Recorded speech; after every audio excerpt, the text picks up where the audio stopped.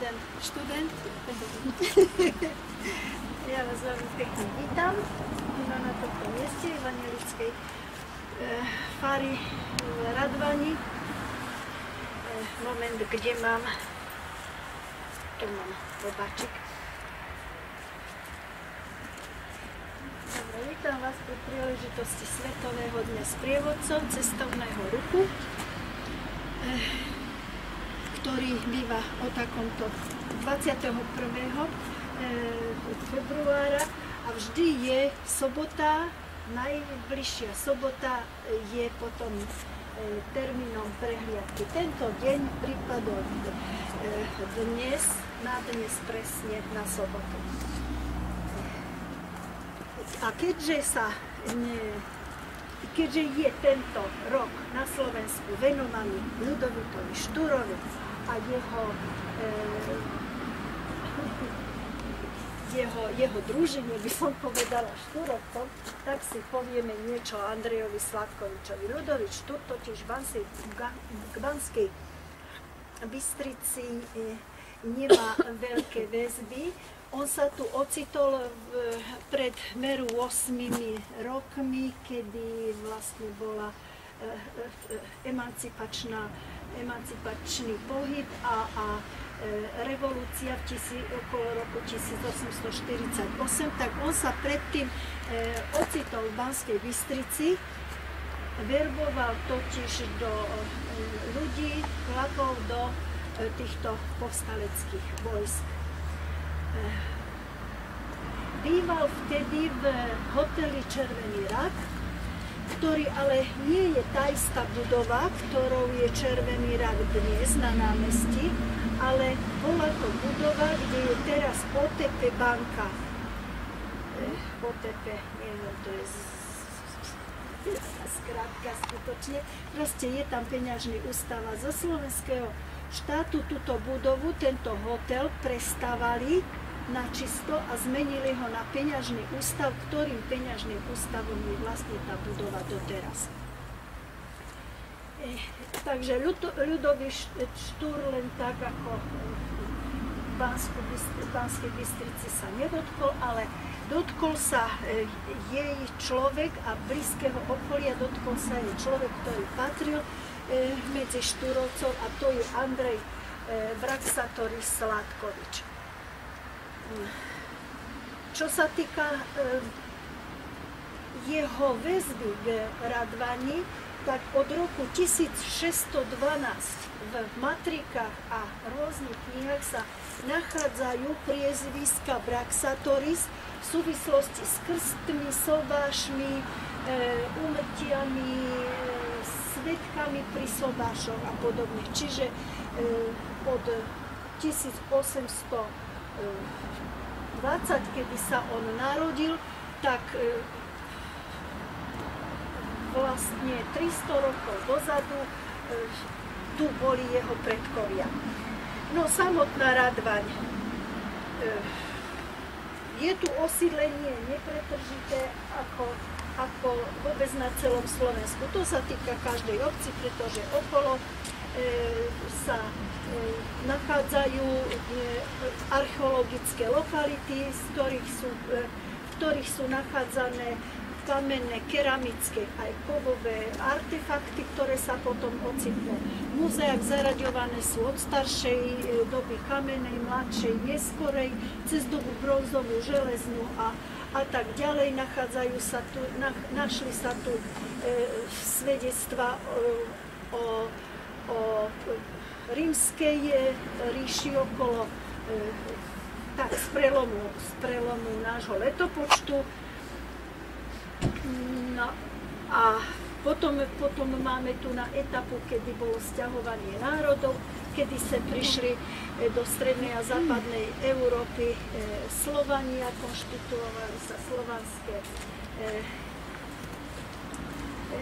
slovanské kniežatstva, slovanský štát, potom sa prišli Avári, Kumáni, Huni, tí zase vymysleli Uhorsko. Okolo toho roku 1000 vlastne už je uhorský štát. Predtým ale už za Veľkomoravskej ríše sa tu šírilo kresťanstvo z Ríma, ale z Nemecka, potom 1863 prišli Cyril a Metod, misia, ktorá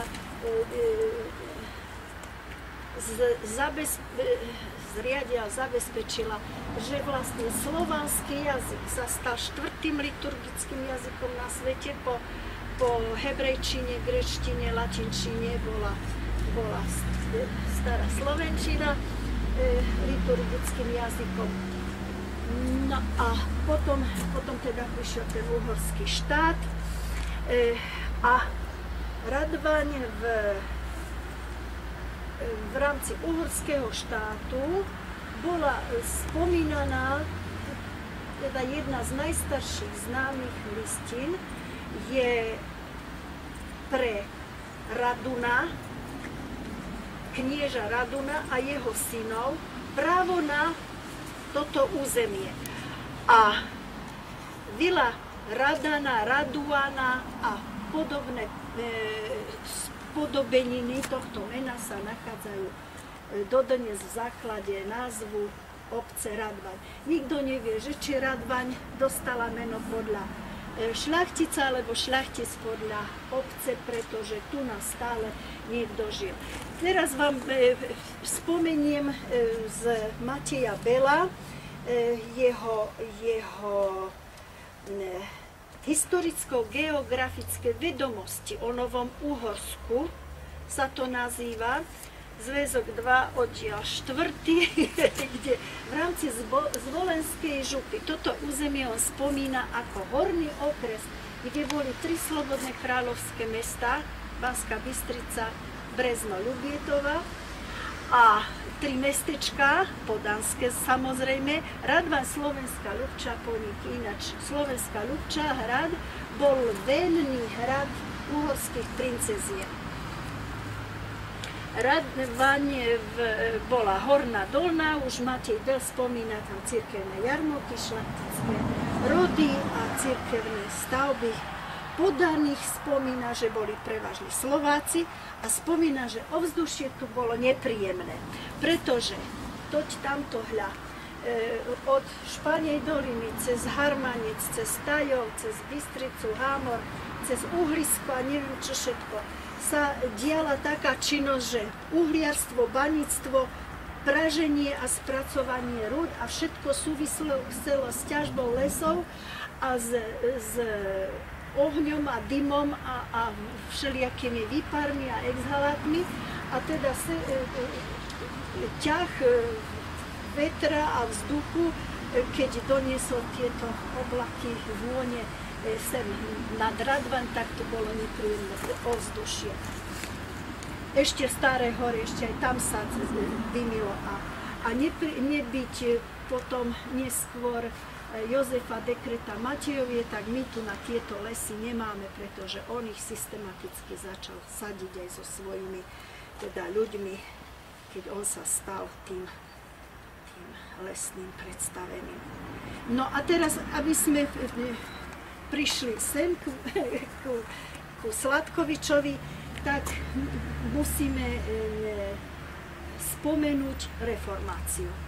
1517 Martin Luther vo Wittenbergu na chrámové dvere vyvesil svojich 95 požiadaviek voči rímskej cirkvi, ktorej činnosť mu vadila, čo teda nebolo neoprávnené. A bola to veľká odvaha od neho, pretože 100 rokov dozadu Jána Husa za to upálili, za podobné snaženie. V 1530 bolo sformulované vyznanie viery, Confessio Augsburgiana, v Augsburgu, presadzujúce evanjeliovú slobodu. Ináč Augsburg sa viaže aj na Tudzovsko-Fugerovskú spoločnosť v Banskej Bystrici, pretože Fuger bol z Augsburgu. No a evanjelická cirkev sa začala vtedy prudko šíriť po celej Európe. Hovorí sa, že v nasledujúcich 70 rokov do toho konca 16. storočia, do toho roku 1000, do konca roku 1699, že vraj bolo 90% ľudí konvertovaných na evanjelickú vieru. Čo sa mi zdá nejako nepravdepodobné. Platilo síce, že koho pánstvo, toho náboženstvo, ale nasledujúcich 100 rokov od sedliackých povstaní nábožensky motivovaných, aj nábožensky motivovaných v Nemecku, cez 30-ročnú vojnu v Čechách, cez našich 5 stavovských povstaní, z ktorých 2, Tekeleho a Rakociho druhého, boli vyslovene náboženské. Ostatné 3 mali aj náboženské motívy. Keby bolo 90% obyvateľov reformovaných evanjelikov, tak nie do čo bojovať. No kto s tým tých 10% voči 90%? Podľa všetkého to bolo len tak mierne 50-50. Ja neviem, 60-40% alebo niečo podobné. Ináč by tieto vojny neboli vznikali. A 100 rokov mať 5 všelijakých povstaní, mať všelijakých band sa potulovať, cisárskych vojsk, Kurucov, Labancov. Na začiatku toho storočia ešte vyvádzala Batorička, na konci toho storočia buntošli Janošik, tak to muselo tu byť taká melá, že nie je čudo, že boli samé cholery, samé mory a neviem čo všetko, keď ľudia boli zaujatí vojnami a pomaly nemal kto žať, orať, pochovávať. No, takže toto bolo k tomu konfesínu. No, aby sa upokojila nejak atmosféra, tak boli pre evanjelikov dané artikuly, podľa ktorých si oni mohli stavať svoje chrámy. Pretože evanjelici začali používať, keď teda boli v niektorých obciach väčšinoví, tak začali používať tie chrámy, to boli tí istí ľudia, začali chodiť, chodili do tých istých chrámov, lenže nekonali tam sväté omše, ale bohoslúžby. A potom zase katolíci im to odobrali, zase evanjelici to odobrali katolíkom a tak. A vlastne sa preli rímska cirkev s evanjelickou cirkvou o budovy, ktoré predtým vybudovala v podstate rímska cirkev. Tak, aby si mohli evanjelici stavať svoje chrámy, tak boli vytvorené tieto artikuly, ktoré umožňovali stavať objekty náboženské pre evanjelikov za určitých podmienok, a to, že museli byť z dreva, bez základov, za hradbami, bez veže a bez klinca, čo nakoniec tesár klinec ani nepoužíva. To je zlý tesár, ktorý zbíja svoje konštrukcie klincami, pretože tie mráz a vietor proste vypudí z dreva. Takže začali si artikulárne kostoly stavať. U nás sa zachoval jediný v Hronseku, druhý rovnakých rozmerov bol v Banskej Bystrici. Nachádzal sa na začiatku terajšieho evanjelického cintorína, pretože ten chrám, ktorý si postavili neskôr 1800 a pár ročkov, tak postavili pred kostolom, tým artikulárnym, ktorý potom rozobrali. Zachoval sa našťastie tento hronsecký. Neskôr to bolo okolo, hronsecký kostol je 1725-26, lebo do roka mal byť postavený. V 1781, 30 rokov neskôr, zase cisársky dvor vydal tolerančný patent, ktorý zrovnoprávnil vedľa rímskej cirkvi, a to hovorím naslova, že rímska cirkev všeobecná, lebo všeobecný je po grécky katolícky, ale rímska cirkev, lebo tak sa nachádza aj v starých písomnostiach, Takže tolerančný patent zrovnoprávnil luteránov, augsburského vyznania a Kalvínov, teda helvétov s rímskou cirkvou. A tiež si mohli za určitých okolností už stavať aj murované objekty, ale nesmeli mať veže. Takže Radvaň, ktorá je tu ako zložený typ cirkevného zboru, a je to akože matka cirkev, sa nazýva s filiálkami Malachov, Horné Pršany, Kremnička, Iliáš z Kubín, Kráľova, Vlkanova, Peťova, Králiky a Jabríkova, tak tento cirkevný zbor mal tu na tomto mieste konal svoje úkony s tým, že kostol si postavili tento ako tolerančný bez veže a nazývali ho ani nie chrám, Jeminenku. Poďte odtiaľ. To som si ja neuvedomila.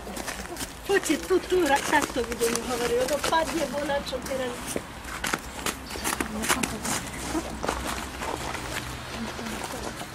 Postavili ho ako tolerančný bez veže, ako modlitebný, nazývali to modlitebný dom a zo zbierok. Pozemok požiadal cirkevný zbor barona Radvanského, ktorý im pozemok daroval. Fara bola vtedy ako jednoduchý, taký roľnícky, rozsiahlejší objekt, proste do ulice, štítová strecha, dom s 2 okienkami s podlomenicou, štítom a nad štítom bola taká čabraka, to je polokužel, ja neviem, možno 30 cm, to chránilo ten spol. Vstup do fary, v ktorej aj Sládkovič žil, bol z južnej strany, tak ako tu zhruba v strede budovy, ale z južnej strany, kde je teraz postavený ten obchodný objekt. A vlastne vždy boli vstupy aj v mestách z prieluk, z medzier medzi domami. Takže aj do fary bol vstup z druhej strany, ako z tej južnej strany. V tej fare, tá fara stála ešte do roku 1920. Až potom postavili tento objekt, túto faru aj s miestnosťami pre školy. Pre vyučovanie, ako pre evanielickú školu. Ináč už Sládkovič tu mal triedy, kde vyučoval, priestory, kde bola škola evanielická, kde on sa staral o to, aby deti boli gramotné a o ich náboženskú výchovu. Na tento kostol bola teda zbierka a mobiliár, nábytok bol staromiestnych šľachtických rodov od remeselnických cechov a aj od občanov. Základný kameň bol uložený 19. mája 1785 a kostol bol vysvetený 27.11. toho istého roku, takže stavba toho modlitebného domu trvala 6 mesiacov, pol roka. Pristávaná bola drevená zvonička vedľa a 2 zvonmi a v 1846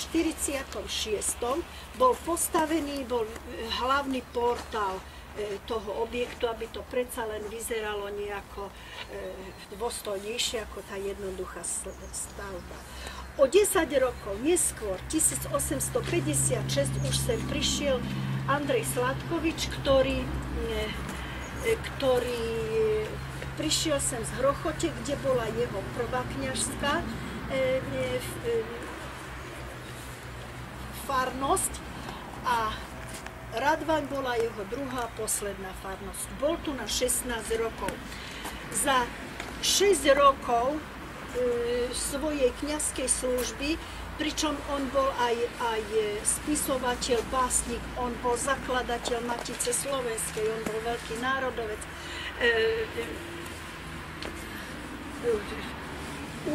Učil tie deti. Popri tom bol aj veľmi praktický, pretože na svojich filiálkach zakladal školy a zjednal aj to, že bol vypracovaný projekt na tento kostol, ktorý bol prestavaný a prefasádovaný za nasledujúce ďalšie 3 roky. Vtedy bola pristavaná aj väža, trojpodlažná, a staviteľ bol Knap z Banskej Bystrice. A zjednal aj u Michala Podkonického stavbu orgánu do tohto kostola. Čiže on za svojich 16 rokov pôsobenia zariadil, že tento kostol, ako ho teraz vidíme, je zhruba jeho dielom. Aspoň zvonka. Väža kostola je trojpodlažná, nad vchodom je tá markíza s oknom a s rimsou, nad tým ako prvým poschodím. Ďalej je podstrešný priestor za druhým poschodím väže, takto je štvorcová a nad to druhou rimsou už je teleso väže 8-boké a zastrešená je dvojstupňovým 8-bokým ihlanom. Veľmi zaujímavý je detail nad tými hodinami, kde ho obieha, kde toto teleso väže obieha rimsa s lomeným oblúkom nad ciferníkom okna a aj oblúkové okno má rimsu pod hodinami, má rimsu s lomeným oblúkom.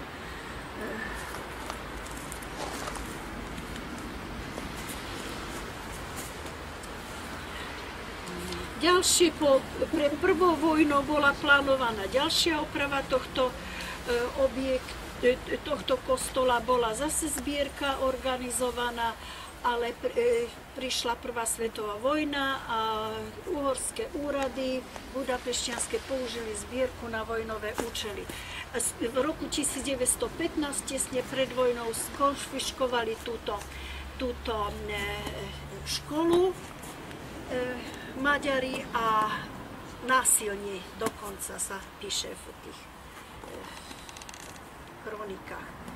V roku 1924 za prvej ČSR bola táto prestavba fary, o ktorej som už hovorila, že namiesto toho kvázi dedinského domčeka vznikol tento objekt, plus škola, táto časť zadná sú triedy na vyučovanie. Na toto sa už ale zbierka nekonala. Vzali si pôžičku, ktorú cirkevný zbor splatil za 5 rokov. Tu na tomto mieste ešte vám poviem o tejto soche, kde tu na vlastne do Elka bola budova, ktorá slúžila ako obytovňa služobníctva pre služobníctvo v kaštieli Radvanských. Takže toto im už pravnúci Radvanského, ktorý daroval pozemok pod kostol, tak od tých potomkov si už cirkevný zbor odkúpil tento pozemok, tú budovu rozobrali a postavili túto sochu. Mala byť inštalovaná po 500. výročí reformácie 1930, čiže už v 1920 rokoch začali zbierku v rámci celej ČSR a začali debatovať, že aká by mala tá socha byť. No dlho im to trvalo, pretože socha bola odhalená až v roku 1940, lebo medzi tým prišiel rozpad ČSR, rokovania boli zdĺhavé, peňazí bolo málo, No ale to sa dohodli, že to nebude stojaca socha, lebo že to sú takí energickejší ľudia, ktorí majú stojacie sochy. Najenergickejší asi sú tí, čo na koňoch sedia. Tak sa rozhodli, že bude to socha sediaceho básnika, ale zaujímavý je autor tohto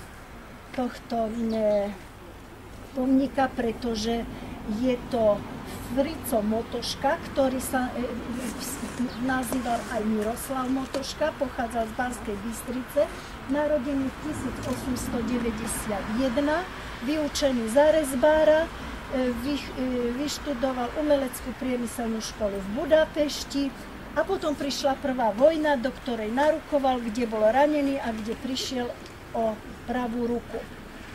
Takže ten sochár Frico Motoška, keď sa vrátil z vojny, vyštudoval Akadémiu výtvarných umení v Prahe a potom v 48.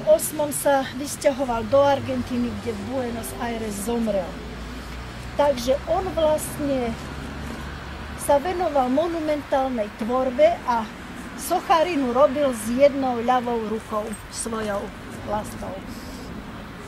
Takže to je na ňom zaujímavé. Zaujímavé je aj to, že vybudoval pomníky dva, Milana Rastislava Štefánika, jeden v Clevelande a hneď po prvej vojne 1921 a v Šuranoch, ktorá bola premiestnená do Hlohovca. V Hlbokom socha Jozefa Miloslava Hurbana je tiež jeho dielom z roku 1929. A tento pomník Andreja Braxatorisa Sladkoviča, tu na tejto fare, v roku 1940. Teraz pôjdeme do kostolíka.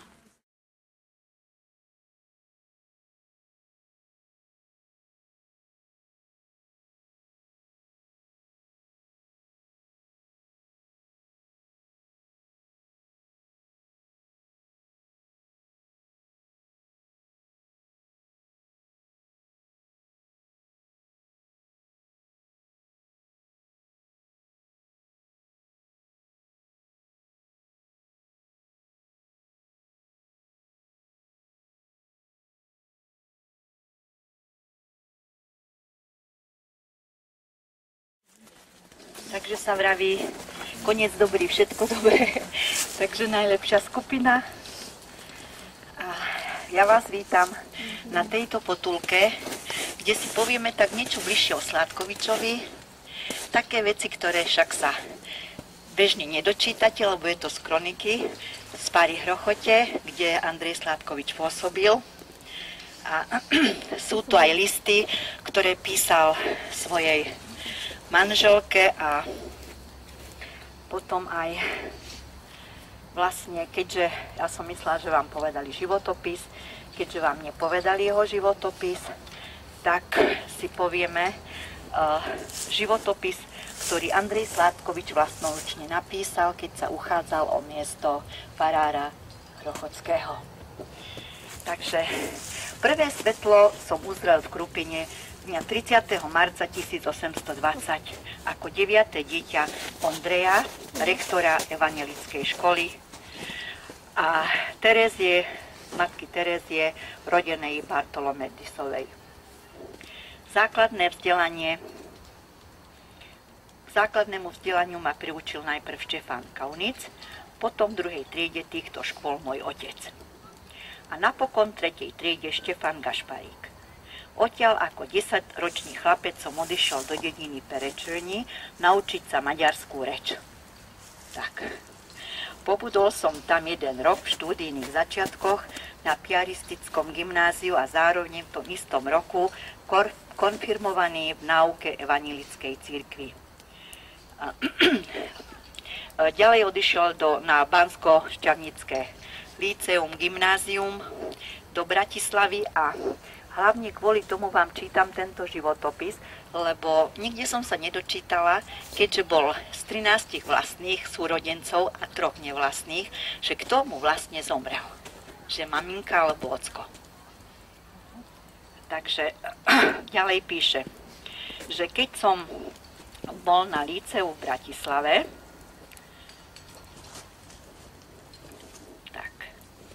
súčasne takmer s nenásytným záujmom som navštevoval štúrové historické a filologické prednášky týkajúce sa slovenského národa, ktorý som od útleho detstva naučil sa milovať ako národ, z ktorého pochádzam.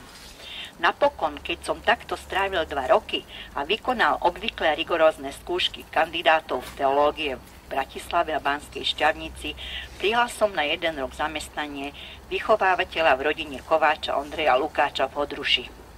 Odtiaľ, ako je zvykom, odišiel som za hranice do Nemecka. To je zvykom teraz tiež už odchádzať však do zahraničia.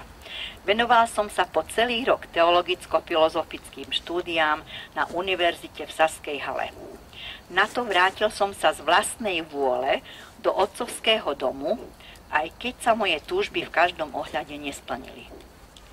Po tomto návrate, zdržiať sa sotva mesiac po boku milovaného otca a príbuzných, zastával som službu súkromného učiteľa, ktorú mi vo svojom dome až do mesiaca júna 1848 poskytol Peter Berzek. A napokon, keď ešte v mesiaci októbri predošlého roku som absolvoval rigoróznu skúšku na úrad kazateľa slova Božieho, evangelická cirkev v Rochoti ma riadne vyvolila, povolala a ustanovila na 9. júna tohto roku za farára. Takže stratil mamu. Lebo v podstate som to nikde nenašla, len v tomto jeho životopise vlastnom. Že prišiel o maminku. A tak, toto vám potom tam pozrieť, aby mi to nevypadlo, lebo to je jediný kancel, na ktorom Andrej Sládkovič stál. Po všetky sú už obnovené nové. Jediný na Hrchoti v kostole. Nech sa páči.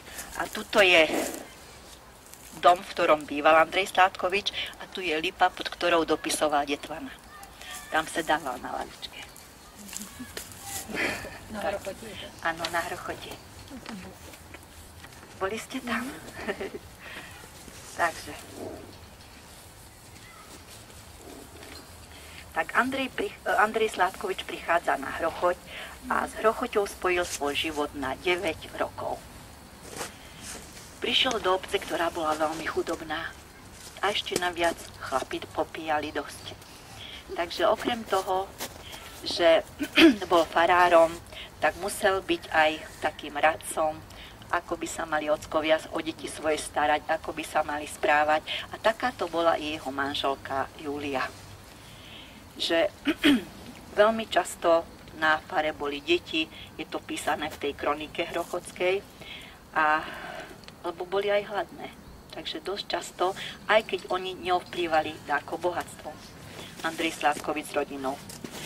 No a v tej rodine, v ktorej pôsobil ako 19-ročný a zoznámil sa s Máriou Pišlovou, tak toto bola akože jeho láska prvá a tá ho povzbudila k tomu, aby napísal tú krásnu báseň, o ktorej si potom povieme.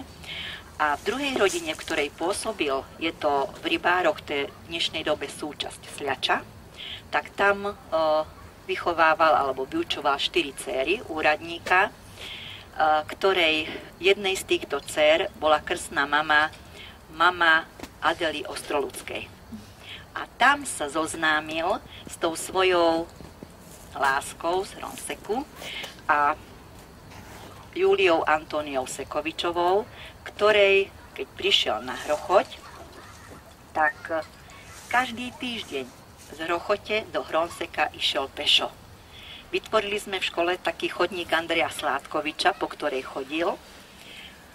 A no môžem vám povedať, že je to ďaleko dosť. A každý týždeň išiel.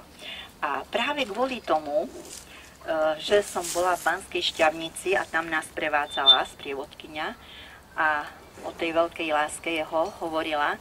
A človek by si myslel, že teda už inú lásku, keď máte jednu a takto o nej písal, že tá druhá láska nebola taká, ale tejto kronike, v ktorej sú dopisy, ktoré písal svojej drahej Antónii, tak tam vidno, že ju naozaj mal rád. Takže píše jej: drahá moja, nešťastlivý bol môj posledný odchod z Daranseku. Nie preto, že som sa trochu nemysliac na cestu zatáral, ale preto, že od teba vždy... Vypnem to, čo vy na to. Nie nás toľko. Ak nebudete počuť, tak zapneme. Ale preto, že od teba vždy dial som a dial. A čo by to nebolo, a keby to nebolo v sobotu bývalo, bol by som sa v stave naspak obrátiť. Ale darmo. Keď som sa už raz tejto kochulkovskej neveste oddal, musel som sa do jej náručia ponáhľať. Myslí tým Hrochoť, však tam je Chochulka, najvyšší kopec, a preto ju nazýva takouto nevestou. Pravda, keď som jej verný celý týždeň, ale aj nepokojný a smutný tak, že by ma na 2 razy nebol zobral. Toto som nerozumela. Nebol zobral. Teraz sa mi trošku duša vyjasnila, pretože aspoň písať idem tebe, radosť moja, a pretože na druhý tento týždeň zase budem mať to šťastie a Pán Boh od skazy zachráni, nad Hronom mojím a v blízkosti mojej milokrásnej sa tešiť. Myslím na teba, duša moja, temer bez prestania. Ale neviem, či mi to u teba dobré či zlé srdce spraví. A zároveň, takže ju miloval. Z toho vidno, že ju miloval. A keďže však prišiel na Hrochoť nový pán farár a už hneď do druhej dediny za niekým chodí, už sa to ľuďom nepáčilo. A v tom istom liste reaguje aj na narážky okolia ohľadne ich vzťahu. Ale čo nás tam potom? Však ver, družička moja, nech si tam svet myslí a robí, čo chce. My si taký malý vlastný svet spravíme, a všetky biedy a špaty von z neho vytvoríme. Takto reagoval na reči ľudí z okolia. Za krátku dobu, aby však nemusel toľko pešo už chodiť, takže keď tam prichádza v júni a v septembri 15. 1847 v Hronseku sú oddaní s Júliou Sekovičovou a oddával ich jeho brat Karol, ktorý tiež bol evanjelický farár. Sládkovič preložil z ruštiny takúto pieseň, ktorú spolu so svojou manželkou pred oltárom zaspievali. Nechyženka u Boha, pri tebe bude chrám. Ja v nej prosím od Boha, jedinké zdravie nám. Tak túto kratučkú pesničku tam zaspievali. Takže 27-ročný Andrej Sládkovič začal svoj kňazský stav na Hrochoti a i vstúpil do manželstva. Z tohto manželstva sa im na Hrochoti narodilo 5 detí a jedno z tých detí zomrelo. Najstaršia dcéra Olga zostala, dcéra Elena a chlapci Cyril a Miloš. Títo 4 chlapci ostali. Vychovával svojich chlapcov tak, že dievčatá nedostávali, ale chlapci, keď boli zlí, museli si sami prútik odrezať. A bývali trestaní. Takže takto, na Hrochoti. No a vrátime sa k tej básni Marina. Aké by to bolo, keby sme teda akože z Mariny niečo aj necitovali, také najznámejšie veci. Takže Marina vyšla v Pešti roku 1846 a je to lyricko-epická úvahová skladba spev o láske, kráse a mladosti. Považuje sa za ústredné dielo slovenského romantizmu a podľa literárnej vedy je dcérou Kolárovej Slávy dcére. Andrej Sládkovič sa prvý osmelil osláviť krásu, lásku a mladosť, čo Ľudovít Štúr prijal s nevôľou, lebo tému považoval za málo vlasteneckú. Skladba má 2 veľké časti, ale tematicky je rozdelená na 4 časti. Prvá je krása. Ja sladké túžby po kráse, spievam peknotou nadšený. A v tomto duše mojej ohlase svetu môj celý je zavetý. Z výsosti Tatier ona mi svieti, ona mi z ohňov nebeských letí. Ona mi svety pohýba, ona mi kýva zo 100 životov. No centrom, živolom, nebom, jednotou krás mojich moja Marína. Takže to bola prvá časť. Druhá je láska k Maríne. Andrej Sládkovič spája lásku k žene a k vlasti, vlast drahú ľúbiť v peknej Maríne, Marínu drahú v peknej otčine a obe v jednom objímať. Takže tam je aj vlastenectvo. Dá sa povedať, nie? Však. Tretia časť má názov Láska k Slovensku. Symbióza lásky k Maríne a k Slovensku. Ich láska naráža na neprekonateľné spoločenské prekážky. Ale v tejto dobe deti boli poslušné a Marína, keďže sa musela vydať za fernikára bohatého, takže však to urobila, ale v dnešnej dobe by to mladí nerobili, lebo však málo ktorý by to urobil, aby rodičia mu vyberú nevestu alebo ženicha a on. No, musíme to prerušiť. No, to je moje dieťa, ktoré už praví, že kde sú tak dlho, 36 ročné. No, ale keď máte jedno dieťa, tak ono sa bojí o vás a vy o to dieťa. Tak je to. Takže táto časť teda je taká, že naozaj tí mladí boli poslušní, lebo asi museli, neviem, tie bohatstvá, neviem ako, v dnešnej dobe sa to už nenosí. Štvrtá časť má názov Mladosť. Nevnímajú ako fyzický vek, ale ako stav ducha, živú túžbu zmeniť skutočnosť a uskutočniť svoje túžby a ideály. Marína moja, teda tak sme my, ako tie Božie plamene, ako tie kvety na chladnej zemi, ako tie drahé kamene. Padajú hviezdy, aj my padneme. Vednú tie kvety, aj my zvedneme. A klenoty hruda kryje, ale tie hviezdy predsa svietili. A pekný život tie kvety žili. A diamant v hrude neznie. Takže toto sú také úryvky z tejto jeho básne Marína, ktorá však je najznámejšia. A druhá takáto veľká skladba je Detvan, ktorá vyšla roku 1853 v almanachu Nitra. A táto báseň má 5 spevov. Martin, Družina, Slatinský jarmo, Vohľady a Lapačka. A hlavným hrdinom je detviansky mladenec Martin a jeho milá Helena. Hrochoťania hovoria, keďže dopisoval Detvana na Hrochoti pod tou lipou, že v tom Detvancovi ako vykreslil Hrochoťana takisto, že chlap zdatný a takýto, aký akože Hrochoťania boli.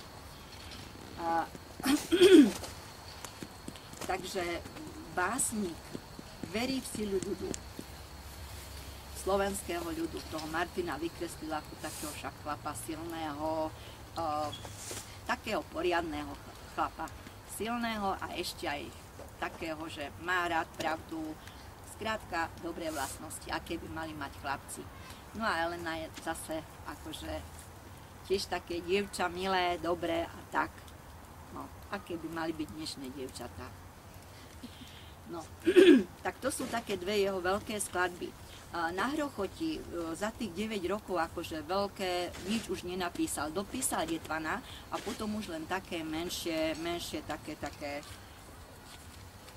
práce mal na Hrochoti, ale keď bol rok 1848, tak to už sa muselo ozvať, lebo však boli tie také doby, on to nemal rád a napísal jednu revolučnú báseň. A na túto báseň reagovali tak Bachov režim, že v kronike je písané Hrochotskej na fare. Bolo 10:30, buch na dvere. A žena, mám otvoriť takto neskoro. Otvor, nech vidíme, kto to je. A boli tam vojaci.